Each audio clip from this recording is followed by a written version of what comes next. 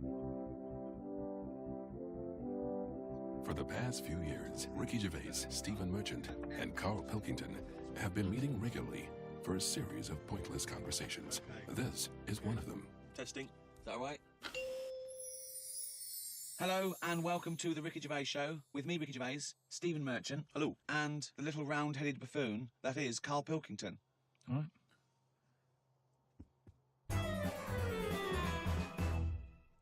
Carl, Joe from Bradford asks, what body parts can you live without?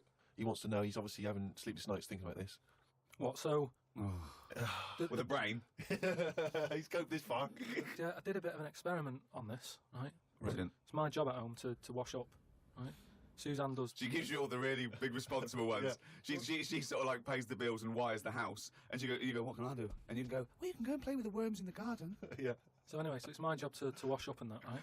And I thought to sort of make it interesting and stuff, I thought, I wonder if I can do it, right? If I didn't have any thumbs. And so what did you do? So I just sort of... You sliced off your thumbs? I just sort of held them in. And it's amazing how, like, it took me ages. Just having that one thing gone. Well, it's part of our evolution, the opposable thumb. Basically, that's when we soared. These are milestones in human evolution. The opposable thumb, the forward-facing eyes, the upright. These are massive things in taking us out of the animal kingdom. And one day, Carl, you'll walk upright. Well, what do you mean about eyes facing forward? You mean before we got here, there was people whose eyes were looking in their head? So when you were doing this experiment, washing up, you say that you found it difficult, it took you ages. So you didn't just give up once you realised how essential thumbs were. No, you actually washed up everything. I just think of Suzanne walking in and Carl's there, just covered in water and very liquid suds, standing on a pile of broken crockery. Yeah, plunging his face into the sink every 30 seconds and just swishing his head around. But we talked about the washing up thing before, I don't know, and I sort of look out of a window, so the sink's in front of the window. Yeah. And that's why I quite like washing up, because I can just look out onto the street, see people going past. There's like a local homeless fella called Franco. You know, I look out and he's all right and everything. Sure. But I was looking across the way, right, and there's some there's some Chinese people who live in a flat, right, really small flat, and they're up till all hours. I don't know what they're doing. But they decide to back up at about 3:30 in the morning. Right? They're always really noisy and that. But above them, there was some woman, right, who the sort of bedroom is on par to our kitchen, right? Yeah. So I'm sort of washing up. Yeah. And I sort of look across and see this woman with like, you know, no pants on and that, no bra and that. Naked. Yeah, just... That's the word you're looking for. Yeah, she's just wandering about without on that. So I was like, oh, what's going on there? So I carried on washing up and that, right? And kept looking, and then I was looking and she looked at me. Right, so we made eye contact. Sure. So I was like, oh God, right? So what I thought the best thing to do was sort of drop me pants a little bit. just a little bit, just like, you know, I had boxer shorts on and that. I thought if I just show a little bit of sort of arse cheek, then it's kind of like, right, we quits. Right? I don't understand the thinking.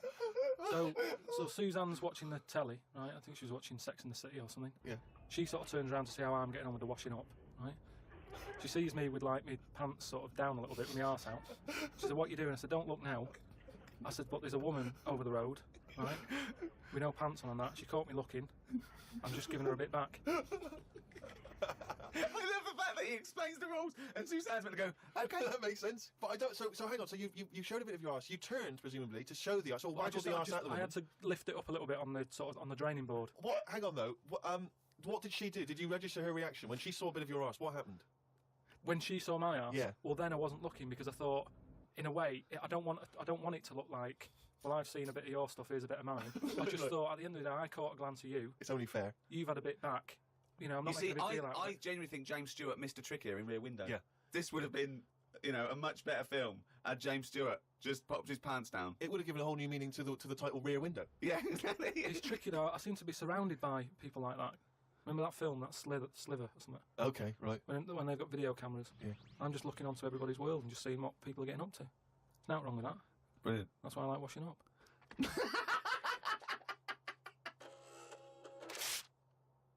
We were talking about famous mantras and sayings and things. Yeah.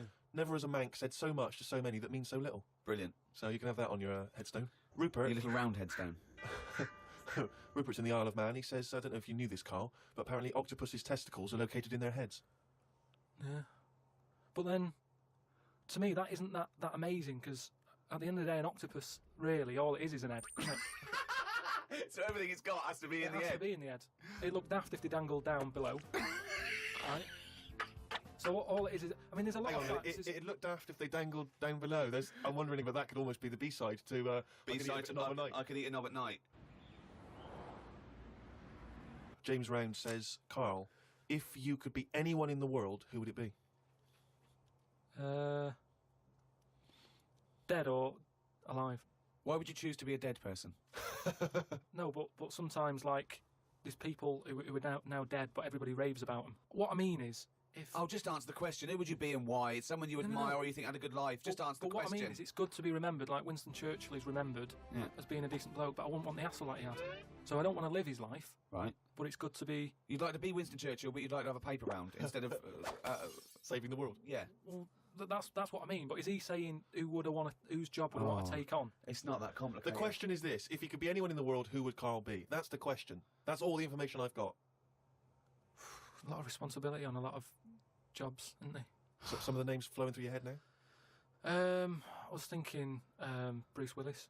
I never expected that. I never expected that. So his responsibility in your mind is what? Saving people who are trapped in a building with terrorists? Well, yeah, maybe, his worries are different worries. With, people who have a lot of money come other worries. Yeah. Do you know what I mean? So Bruce Willis, he's always going on these marches, isn't he, saying stop war and all that. Mainly because he's got more to lose if there's a war. He's got loads of houses. One of them's going to get damaged. Whereas if you're poor, you've got the one house. If there's a war, it's like, oh, just end it all for me, then I'm sick of it anyway. Do you know what I mean? Sure. Whereas Bruce, yeah. With successful life and happy life, there's more for you to lose, is what I'm saying. Right. Like at the moment, because I've finished a job that I've been at for 10 years, right? I've finished working there, so suddenly I've got my timetable's a bit out, and I haven't got enough of a routine, and I'm a man who likes to know what I'm doing. Right? Yeah. So now suddenly 5 until 7, washing up with no thumbs. I've sort of turned into like an old person, where the little jobs that you shouldn't enjoy are now the main event. So Hold on, how old are you? You're 31, aren't you? 32. 32, and you're pottering around, not knowing what to do with yourself. Well, like yesterday, Suzanne's shoes needed to go to the cobblers, right? I haven't heard the word I cobblers. didn't even know cobblers still existed. I only ever see that in Christmas films made by Disney. Well, I had to go and do that, and that suddenly... Because last time you were going to the toffee shop. And now you're going to the cobblers. Next week it's the candlestick maker. But all I mean is that suddenly is a nice little day out. I'm sort of putting my coat on, going, right, I'll go and see the cobbler now and go and have a chat. Tell me about the You cobbler. didn't come back with 3 magic beans, did you? No, the cobbler's all right. He's doing, he's fixing Cobbling. shoes and that. He's cobbling all day. Have I told you about my Uncle Alf, who was a cobbler? No? I'm sure I told you about him. He's the one who he lived in like a bed sit, and he had 2 tellies. He had like one that the sound didn't work on, and one that the picture didn't. But both together, it worked. Oh, right, okay. So as long as he was watching the same channel on both, sound came out of one telly, and he'd watch the picture on the other. Brilliant. And he slept in like a rubber dinghy, right? But he was... Whoa! You can't just let that slide. Why did you sleep in a rubber dinghy? He just liked boats and stuff, and he sort of... Yeah, I like boats, but they're better on the water. Beds are better to sleep on.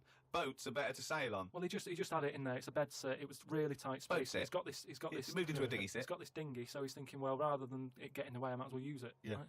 But he was a cobbler, and he used to like repair like my shoes and that, right? Yeah. But he'd always sort of overdo them, right? So What do you mean? like, Fancy. do you know like Pimp My Ride on MTV? Yeah. Because he does up shoes, he'd go mental on them. What do you mean? There was the stereo. Yeah. Well, no, There was horns. It's like, Here Go comes faster Carl stripes down the side. Yeah, here comes Mr. Pilkington. He's got the fastest shoes in the land. no, he'd just make shoes that would last forever. So instead of putting like one sole on, he'd put about 5 on. So it looked like one of them built-up shoes that you never see. He'd just put loads of stuff on. They'd last forever. But they did. But they look because like I was- orthopedic shoes. Yeah, yeah. It just like suddenly I was like 6'7" whenever he'd sort of sorted my shoes out. But he's a cobbler, and it's work. That's always there for you, isn't it? I suppose so. So you went out with to take Suzanne's shoes to the cobbler. Yeah. So that's it. Yeah. So I just took him to the cobblers and that was like a nice little job for the day. I got a leaflet through the door saying, if you want to walk a dog, the rates are good. I don't know what they pay and that. And I thought if I do that and get a paper round, 2 in 1. Sorry, you just went from a job, right, where you were the head of production at a radio station. Dare I say it? Can I discuss your? Well, it was an all right wage. Yeah. It was very good. But I wasn't happy, so it's pointless. No, I know that, but to go from the head of a department on a lot of money to walking dogs and doing a paper round, I don't know. No, but it's about being happy, isn't it? I know, but that's commendable if that's true. But okay, And that makes you happier. Well, I haven't walked the dog yet, but I'm just saying if I do, I mean, I'm not saying if it's raining. I'm just thinking if it's a nice sunny day and I fancy a potter, I'll go round to her and say, well, how much are you paying? I'll take the dog a walk. And stuff. But I can't believe some of the words that have cropped up: potter, cobblers, toffee shop. It's very, very strange. Do you live in Narnia? A lot of people are sort of emailing in sort of brainy stuff. Brilliant. And getting a lot of stuff about philosophy. Oh yeah. And all that.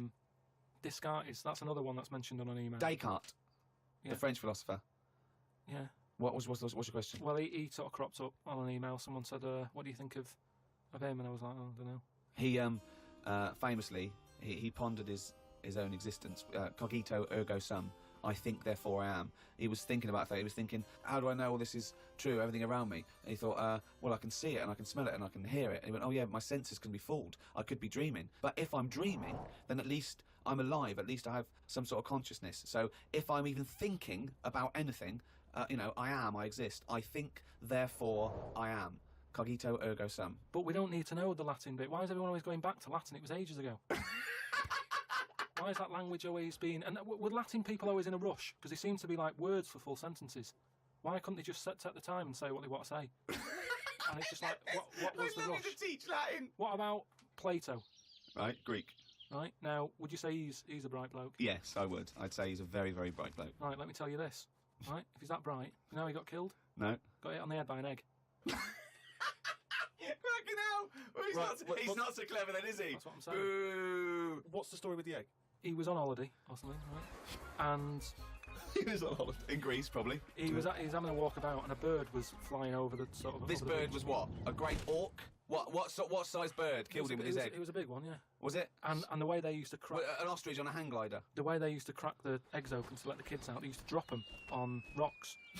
What bird is this? Dropping its egg to let the kids out? You're a maniac! You are a maniac! And Plato had a little bald head. Right. So from the top, the bird's there looking down, and it goes, oh, there's a little rock, I'll drop the egg. Hit him on the head, killed him. Now, this is what I was saying before about... I'm letting too much go now, because I'm so desensitised to his nonsense. I let him go. The bird saw Plato and said, there's a rock down there. Yeah. Well, if these birds are killing people with bald heads, you've got to be terrified. So, but listen, this is what I'm saying, though, right? Before about knowledge and that, how knowledge is hassle, or success is That's hassle. that. I think that was Newton. Knowledge is hassle. Now, but why is Plato's intelligence got anything to do with the fact that this bird dropped it an egg on his head? Because he was intelligent, and he's probably earning a nice few quid Yeah. by giving out whatever messages he gave out. Yeah. He could afford to go on holiday to exotic places.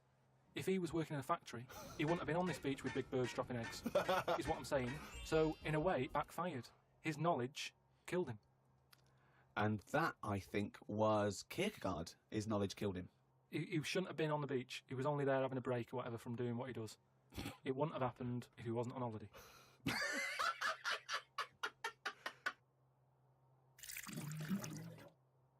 This is an email we've had saying, Carl, what do you take by the well-known saying, a stitch in time saves 9? Oh, a stitch in time saves 9. Yeah. See, it's another one that I don't think I've picked up on a lot of these sayings that are being sort of thrown about willy-nilly. Willy-nilly. Willy-nilly. Okay. Willy-nilly. No, but I, again, it's one of them like last week. I've heard of it, but But what does willy-nilly mean? It just sort of means, carefree. That's right, yeah. Okay, So but what that's does a good. stitch in time So save you 9? understood willy-nilly, so you used a Yeah, but it phrase. sounds you nice, used doesn't it, it? you said it willy-nilly. But you sort of got the gist of it. So what does a stitch in time saves 9 mean? I don't know. What do you must mean you know. don't know? Think about it. A stitch in time saves 9. Is it to do with sewing? Well, yeah, sort of. So it's not that clear. So if you got a jacket, Yeah. and the seam starts coming undone, oh, there's a little bit of seam. I'll leave it. Oh, it's getting worse and Right, worse. Soon right. your sleeve falls off. So you just need one stitch there. That'll do it. If you do it now, later you'll need 9 stitches. And that, of course, is an analogy to other things.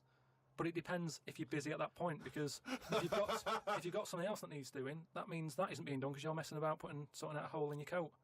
Is what I mean. Yeah. you can't always do stuff straight away. So maybe, I don't know if there's a sort of a middle ground where you don't have to do it straight away, but stitching A stitch sometimes time, today. say in 15 or whatever, meaning you don't have to do it straight away, but just do it before it gets really bad. Brilliant. Do you think yours is less poetic than A Stitch in Time Saves Nine? So yours is, this is what you wanted to be a quote, right? Well, you could do it now, but if you're doing something else, then, well, don't do it immediately, but do it soon so it doesn't get really bad. Carl Pilkington. No, but it's the same. That's the same way I treat most things in life. It's like I never go to the doctors unless it's really That is sensible. bad. That is very good advice. No. That's brilliant advice Well, for it anyone is, though. listening. Never go to the doctors. Unless it's really bad. But that's why a lot of people, die because they don't want to bother the doctor, or they're mildly embarrassed, or they don't know symptoms, bad symptoms. Go to the doctor if you're not sure about something. Like you were terrified to go and have your prostate. Still not doing it. Why not? I wish you wouldn't talk about it because now Suzanne will listen to this and she'll go, "Oh yeah, you haven't been," and start dragging it up again. But why are you worried about a qualified I doctor? don't know what they're doing up there. What they What just year pop? are we in? They. What are you talking about? They pop their finger up. That's what I mean, though. Why? Why are they still using the index finger? What, would you prefer the forefinger or the thumb, would No. you? No, what I mean is, we've got. Or a thumb on a stick, some kind of thumb on a stick. Yeah. Would you prefer it to A be mechanical thumb, a robot thumb. Why isn't it just a little camera? Well, they put the camera up if they initially discover something. But just put the camera up straight away. If I'm No, paying they for don't the need visit. to. They pop the finger up, feel that the prostate isn't swollen, wiggle it around a little bit up your back passage. What are you worried about? I don't think they need to do Are that. you in this embarrassed? day Are you and age. embarrassed about being in a room with your trousers around your ankles and little fellas A popping his... little bit, yeah. Why? And the other thing is, it's not just that, is it? So you go in there, they check your heart out and that, which to me is the most important thing, because that's what keeps you going, isn't it? Yeah. Right? You've got to go there. You Yeah. sat on the bus, stressing out, thinking, oh, in less than half an hour, I'm going to have a finger up the arse, right? What is the And problem they go there? in, they check your heart, they probably check your testicles and that. What's up with that? They take your testicles, yeah? Yeah, That's... but it's all building, and you've sat there going, oh, soon that'll be happening. Yeah. And that's what puts me off. So if they just came round when you're asleep, Suzanne just let them in and goes, he's over there, right? And they crept up and went, bang. You go, what are you prefer doing? I just don't understand why they don't teach you how to do it yourself. How can they...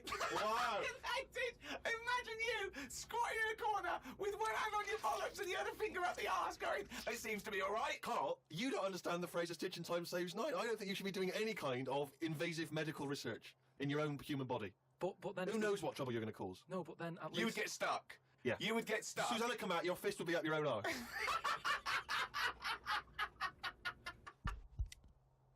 Okay, I think it's probably time. Let me just check my watch. Yeah, it's monkey news time. Oh, chimpanzee that monkey news, yeah. So this week, anyway, it's more about tall buildings and stuff. Oh, yeah. It was this bloke who was a builder. Oh, yeah. right? And you know what builders are like? They sort of move about, don't they, from sort of building to building, just building. Well, yeah, once they built it, the building's done and they move on to build some more. Building to building to Well, building, yeah. So he goes to his next job and that, right? Who does, the builder? The builder. Yep. He goes to like the The new boss, building. the boss of this building, who's building it. Right. Okay. Yeah. And he says what unto him? Do you need anything building? Okay. Right. Yeah. So anyway, he says, yeah, there's plenty of work and that going about. Yep. He said, we're working on this one here. He said, get going on it, like, there's your bricks and your cement and stuff, get on with it. Yeah. So Any plans? so this, Just build. Just start building. Yeah. Go up. they're getting on with it and stuff, it's all going well. Yep. But he notices that there's someone working high up, right, on the Okay. top bit. So anyway, he's saying to like the other workers, he's going, who's that up there? Who's that up Like, there? He's working on his own. The little fella, was he? And, The little hairy fella up there. He's the little hairy fella up there with the hard hat. and the other fellows are going, look, don't ask questions, the boss decides who he takes on. We're happy to be getting paid here. Don't ask questions! Well, I'll see him when he comes down. So he said, well, it's pretty impressive, the work rate he's doing, the way he's getting from one girder to the other. He doesn't Swinging, seem- is he? He doesn't seem to be scared of the heights or anything, so no, just let him get on with it, we work well as a team. So anyway, What nonsense is So- this? so- he believes all this. Yep. so he sees the boss and he goes, that fella up there, who's the fella up there? He's pretty good. And he's like, look, just get on with the job, I'll pay you, let's just all get on with our jobs. Like. Lunchtime comes, they're all sat there, sat on a little wall having the sandwiches, he's thinking he'll come down in a bit. He's just carrying on, Is he just still going? still going on that, right? So the fella says to the boss man, he says, isn't that fella up there going to come down and join us for lunch? He said, like I said, mate, don't worry about him, right? He He's said, very secret. I'm suspicious about this fella. I don't know, Yeah, why, I don't know. I don't know why he's working through his lunch. I don't know why he's not scared of heights. I don't know why he's swinging from girder to girder. It's weird. Go on. So he said, oh, anyway, you've reminded me that he's up there. He said he's doing a lot of riveting and stuff up there. He probably needs some more nuts to... Right, sure. And what kind of nuts is that? Is that nuts to food or? So he said, what, nuts? He said, yeah, just there's a bag full of them there. Just put them on the hook, send them up, and he can get on with his job. So anyway, he picks these nuts up, Nuts, right? yeah. Just hooks them on. He thinks they're not that heavy, No. considering, they're normally pretty heavy, aren't they? Like nuts Big and bag of bolts and nuts, stuff. yeah. So anyway, he has a little glance in. Oh, no, what's in there? Nuts. What, you mean nuts that you can eat? Nuts that you can eat. Ah. Right? So they send the bag up, and he's thinking, what's all that about? He checks him out, starts to stare, works it out. You can see that he's a little chimp running about, so he goes, I'm not happy with this. Why isn't he? Because he's working for an organisation that's, there's unions for this sort of stuff, isn't there? Yeah, he's not going, that's amazing. They've got a chimp riveting this building together. Yeah. That's not scary. He's wondering if they're breaking union rules. So he You goes, didn't have to talk So some he goes shit, and has a man. word he with the boss. goes to the boss and he goes, look, I've worked out what you're playing at here. Yeah. He said, all them Is out the there. boss sitting in a tyre? So he goes, look, we're just all trying to earn a living here. He said, don't get involved in it. I'm happy to pay you, but I'm paying him. Don't interfere. He's paying him. And he's saying, look, I'm just not happy with this. It's not allowed. So the boss was saying, well, We to be pay honest, peanuts, we get monkeys. Mate, he said, to be honest, mate, he's a great worker. He's known for doing what he does. He's a good grafter. If one of you's going to go, right, I'm afraid I'll have to let you go because he's been here longer than that. Yeah. He was made redundant. None of because that the monkey- happened. He was laid off. None of that happened. He's laid off from that. And that's No. where that saying about, like there's a lot of tower blocks and that in America. It's like the chimp off the old block is where. So that's monkey news.